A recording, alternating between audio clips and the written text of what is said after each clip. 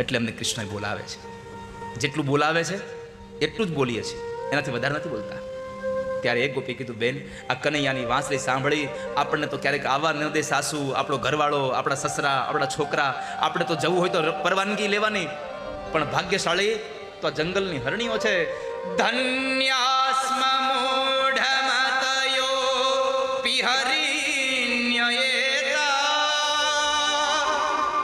યાનંદનંદનમુપાત્ત વિચિત્રવેશમ આકર્ણ્યવેણુરણિतं સહ કૃષ્ણસારઃ પૂજાં દધોર્વિરચિતાં પ્રણયાવલોકૈઃ.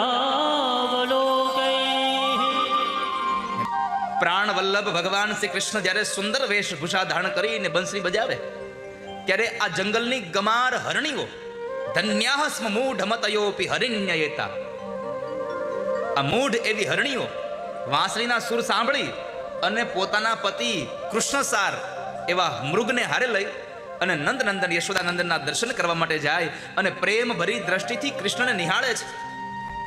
અરે નિરખે છે શું? એ તો પોતાની કમળ સમાન મોટી મોટી આંખો શ્રી કૃષ્ણના ચરણોમાં ન્યોછાવર કરી દે છે. અને જ્યારે શ્રી કૃષ્ણએ પ્રેમ ભરેલી દ્રષ્ટિ એની સામે કરે છે અને પરમાત્મા એની દ્રષ્ટિનો સ્વીકાર કરતા રહે છે.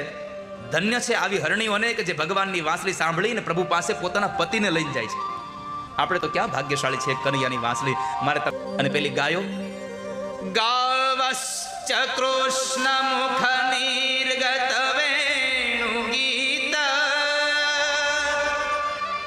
પીયુષ મુક્તભિત કર્ણ પુટૈ પિબંત્ય તાવાસ્મૃતસ્તપનયઃ કબલાસ્મતસ્થૂ ગોવિંદમાત્મનિદૃશાશ્રુકલાસ્પૃશન્ત્યઃ.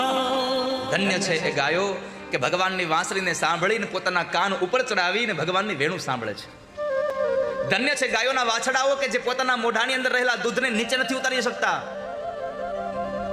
આવી ભગવાને વેણુ વગાડી વેણુ ગીતની કથા સુખદેવજી મહારાજ રાજા પરીક્ષિતને બતાવી. પછી